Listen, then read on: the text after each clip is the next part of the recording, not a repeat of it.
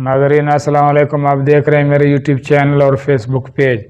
पिछली वीडियो में relative pronoun whose as subject and object in present continuous tense में सीख चुके हैं और आज relative pronoun which as subject and object in present continuous tense में स्टार्ट करने वाला हूँ। नाज़रीन ये वीडियो हर क्लास का तालिब इल्म चाहे रेगुलर हो या प्राइवेट बआसानी से इंग्लिश या इंग्लिश ग्रामर सीख सकते हैं। आइए शुरू करते हैं। Structure number 19, the use of which as subject and object in present continuous tense. Which का इस्तेमाल बतौर सब्जेक्ट और ऑब्जेक्ट प्रेजेंट कंटिन्यूअस टेंस में। विच को भी WH वर्ड कहा जाता है और WH फैमिली में से विच एक वर्ड या लफ्ज़ है। विच यूज्ड इन टू वेज, विच दो तरह से इस्तेमाल होता है। नंबर 1 अफर्मेटिव में, मस्बत में।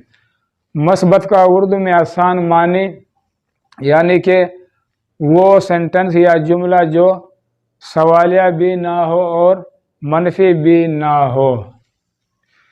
अफर्मेटिव जुमले में अक्सर जुमले के दरमियान में लगता है, यानी कि जब विच अफर्मेटिव सेंटेंस या जुमले में इस्तेमाल हो तो ये अक्सर सेंटेंस या जुमले के दरमियान में लगता है और विच के बाद सब्जेक्ट लगता है। बाज़ औक़ात यानी कि कभी कभार जुमले के स्टार्ट में भी लगता है। जब विच सेंटेंस या जुमले के स्टार्ट में लगता है तो इसका स्ट्रक्चर बनावट भी अफर्मेटिव वाला होता है। विच के बाद फ़ौरन बाद सब्जेक्ट लगता है, यानी कि विच के फ़ौरन बाद हेल्पिंग वर्ब नहीं लगता, सब्जेक्ट लगता है। Number 2 interrogative. इंटरोगेटिव सबको उर्दू में सवालिया कहा जाता है।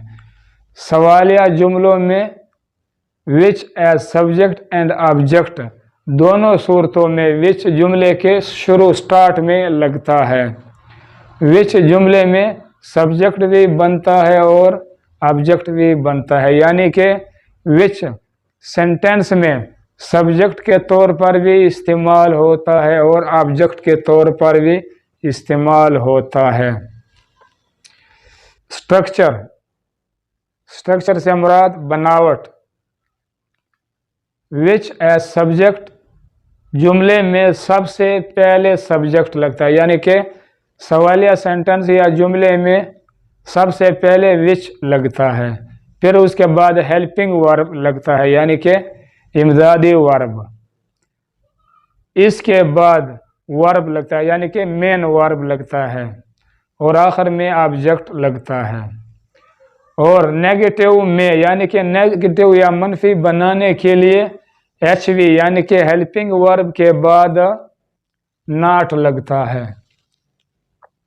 विच एज ऑब्जेक्ट के जुमले में विच जुमले के स्टार्ट में लगता है, यानी कि विच जब ऑब्जेक्ट के तौर पर इस्तेमाल हो सेंटेंस या जुमले में तो भी विच सेंटेंस या जुमले के स्टार्ट में लगता है। फिर HV हेल्पिंग वर्ब लगता है और इसके बाद फिर सब्जेक्ट यानी कि फाइल लगता है और फिर वर्ब लगता है यानी कि मेन वर्ब लगता है और आखिर में ऑब्जेक्ट लगता है। और नेगेटिव बनाने के लिए यानी कि मनफी बनाने के लिए सब्जेक्ट के बाद नॉट लगता है। जब सेंटेंस या जुमला ऑब्जेक्ट का हो और जब नेगेटिव मनफी बनाने के लिए फिर सब्जेक्ट फाइल के बाद नॉट लगता है। नाजरीन, जब रिलेटिव एडवर्ब हो या रिलेटिव प्रोनाउन हो यानी कि विच हो और इसका सेंटेंस या जुमला बनाने का तरीका ये वाला तरीका है। सबसे पहले रिलेटिव प्रोनाउन लगता है यानी कि विच लगता है, प्लस इसके बाद HV हेल्पिंग वर्ब लगता है, प्लस वी फिर वर्ब लगता है, प्लस OBJ यानी कि ऑब्जेक्ट लगता है।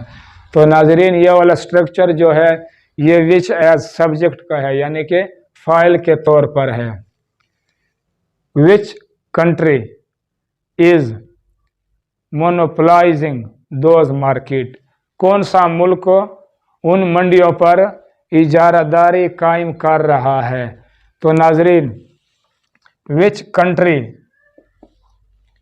ये सब्जेक्ट है सेंटेंस या जुमले में, यानी कि ये रिलेटिव प्रोनाउन है और ये सेंटेंस या जुमले में ये सब्जेक्ट बनता है। इसके बाद एच वी हेल्पिंग वर्ब है, इसके बाद प्लस मोनोप्लाइजिंग ये वर्ब है, और इसके बाद प्लस ऑब्जेक्ट दोज मार्केट ये ऑब्जेक्ट है। तो ऐसे सेंटेंस या जुमले के आखिर में क्वेश्चन मार्क सवालिया निशान लगाना ज़रूरी होता है। Which country is not monopolizing those market, कौन सा मुल्क उन मंडियों पर इजारादारी कायम नहीं कर रहा है। तो नाजरीन इस सेंटेंस या जुमले में भी विच सेंटेंस या जुमले के स्टार्ट में लगाया गया है और ये सब्जेक्ट के तौर पर इस्तेमाल किया गया है। इसके बाद हेल्पिंग वर्ब है, इसके बाद नेगेटिव मनफी है, इसके बाद वर्ब है और आखिर में ऑब्जेक्ट है। तो नाजरीन जब सेंटेंस या जुमला बैक वक्त यानी कि इन वन टाइम मनफी भी हो और सवालिया भी हो, तो ऐसे सेंटेंस या जुमले के आखिर में भी ये क्वेश्चन मार्क सवालिया निशान लगाया जाता है। Which person is helping them, कौन सा आदमी उनकी मदद कर रहा है। तो नाजरीन इस सेंटेंस या जुमले में भी विच सेंटेंस या जुमले के स्टार्ट में लगाया गया है और ये सब्जेक्ट है। इसके बाद हेल्पिंग वर्ब है यानी कि इमदादी वर्ब है, इसके बाद वर्ब है और आखिर में देम ऑब्जेक्ट है। Which person is not helping them, कौन सा आदमी उनकी मदद नहीं कर रहा है। तो इस सेंटेंस या जुमले में भी विच सेंटेंस या जुमले के स्टार्ट में लगाया गया है। इज हेल्पिंग वर्ब है, नॉट नेगेटिव है मनफी है, ये वर्ब है और ये आखिर में ऑब्जेक्ट है। नाजरीन जब विच एज ऑब्जेक्ट यानी कि मफूल के तौर पर इस्तेमाल किया गया हो तो इसका स्ट्रक्चर या बनावट इस तरीके से सेंटेंस या जुमले में किया जाता है। विच एज सब्जेक्ट और विच एज ऑब्जेक्ट के स्ट्रक्चर यानी कि बनावट में 19-20 का फर्क है। विच एज ऑब्जेक्ट सबसे पहले रिलेटिव प्रोनाउन यानी कि विच को लगाया जाता है plus H we helping verb को लगाया जाता है प्लस सब्जेक्ट को लगाया जाता है प्लस वर्ब को लगाया जाता है प्लस ऑब्जेक्ट को लगाया जाता है। Which boy are they requesting to help Ali, वो कौन से लड़के को अली की मदद करने की दरख्वास्त या मशवरा दे रहे हैं। तो नाजरीन इस सेंटेंस या जुमले में विच बॉय ये सेंटेंस या जुमले के स्टार्ट में लगाया गया है और विच बॉय ये ऑब्जेक्ट है यानी कि मफऊल है। इसके बाद हेल्पिंग वर्ब को लगाया गया है, इसके बाद ये दे सब्जेक्ट है और इसके बाद वर्ब 1 है, इसके बाद प्रेपोजिशन है, इसके बाद हेल्प वर्ब 2 है और आखिर में अली ऑब्जेक्ट है। तो ऐसे सेंटेंस या जुमले के आखिर में भी क्वेश्चन मार्क लगाया जाता है यानी कि सवालिया निशान लगाया जाता है।